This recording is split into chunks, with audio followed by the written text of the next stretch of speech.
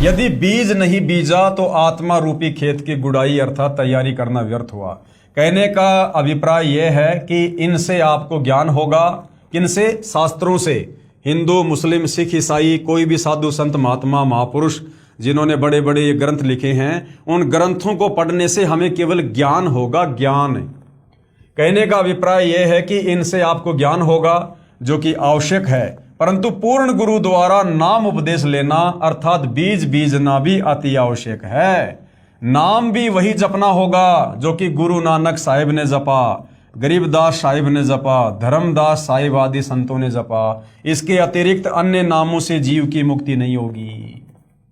आपने खेत को संवार दिया, बहुत अच्छी बात है, और खेत को संवारने के बाद यदि आपने भांग का बीज बीज दिया, यदि आपने गेहूं का, मक्का का बीज नहीं बीजा, जिस गेहूं मक्का को खाने से हमारा शरीर चलता है, हमारा परिवार पलता है, यदि आपने खेत को संवार के भांग का बीज बीज दिया, धतूरे का बीज बीज दिया, तो भी आप भूखे मरोगे, भूखे। तो इसी प्रकार हम बहुत अच्छे इंसान हैं, निर्विकारी हैं, कोई व्यसन नहीं करते, कोई नशा नहीं करते, और कोई कहे भाई मैंने तो नाम ले रखा है प्रेमानंद जी से, अनिरुद्धाचार्य से, शंकराचार्य जी मेरे गुरु हैं। तो भाइयों और बहनों, चाहे प्रेमानंद जी हो, चाहे शंकराचार्य हो, चाहे धीरेन्द्र शास्त्री हो, चाहे अनिरुद्धाचार्य जी हो, किसी भी धर्म का कोई भी धर्मगुरु पूरे विश्व में हो, भाइयों और बहनों, वो तो भांग का बीज दे रहे, भांग का बीज, धतूरे का बीज। उनके पास में मुक्ति वाला मंत्र नहीं है, सत भक्ति वाला मंत्र नहीं है। ये मुक्ति वाला बीज, मुक्ति वाला नाम केवल पूर्ण गुरु सतगुरु रामपाल जी के पास है।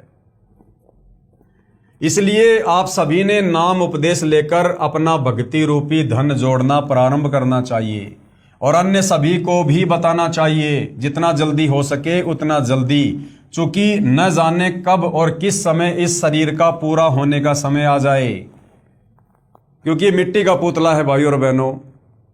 ये किस प्रकार से नष्ट हो जाए किसी को नहीं पता। आग में ये जल जाए, एक्सीडेंट में ये मर जाए, बरसात में ये गल जाए, रोग से ये नष्ट हो जाए। तो गुरुदेव भगवान कह रहे हैं कि नादानो, इस मनुष्य जन्म का कोई भरोसा नहीं है, परमात्मा ने गिनकर श्वासें डाली हुई है। जिस दिन तुम्हारी श्वासें पूरी हो जाएंगी उसी दिन ये शरीर तुमसे छीन लिया जाएगा, जो केवल मुक्ति प्राप्त करने के लिए मिला था।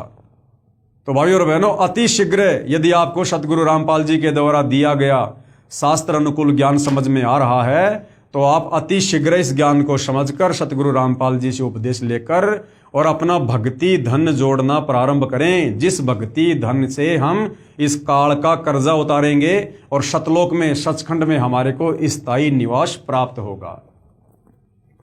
आदरणीय नानक जी ने क्या कहा है? ना जाने काल की कर डारे और किस विधि डल जा पासावे, और जिना दे सिर ते मौत खुड़क दी उनानो केड़ा हासावे।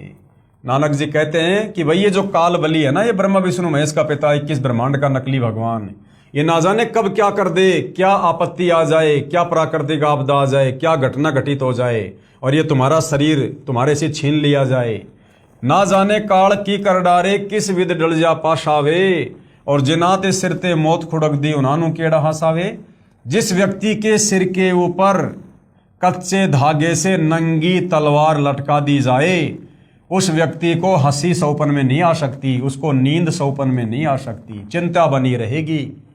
तो जब आपको ये ज्ञान समझकर ये बात समझ में आ जाए कि भाई ये तो 21 ब्रह्मांड काल का है, काल का, और सबकी खोपड़ी पर काल बैठा हुआ है, ना जाने कब किसकी चुटिया पकड़ कर ले जाए, कब किसकी मृत्यु कर दे, कब किसका शरीर छुड़वा दे। और यदि इस शरीर के रहते सहते हमने पूर्ण गुरु से उपदेश लेकर भक्ति धन नहीं जोड़ा, तो भाई हमारा तो अगले जन्मों में कहीं ठिकाना नहीं होगा। गधे, कुत्ते, सुअर, मक्खी, मच्छर, बैल, गंदी नाले के कीड़े बनकर घूमेंगे, असहनीय कष्ट भोगेंगे।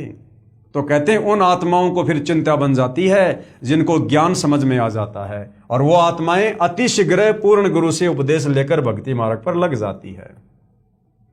ठीक इसी प्रकार कबीर साहिब जी भी कहते हैं कि कबीर श्वास श्वास में नाम जपो, व्यर्था श्वास मत खोए, और ना जाने इस श्वास का फिर आवण हो कि ना हो।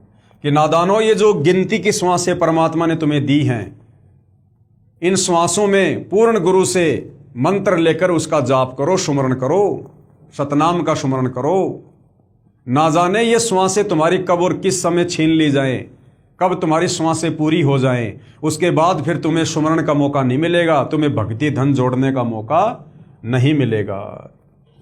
सतगुरु सोई जो सार नाम दरड़ावे, और गुरु कोई काम न आवे। गुरु भी कौन? किस गुरु से उपदेश लेकर भक्ति करने से भक्ति धन जुड़ेगा? जिस गुरु को सार नाम देने का अधिकार हो, जिस गुरु के पास में सार नाम हो, सार शब्द हो।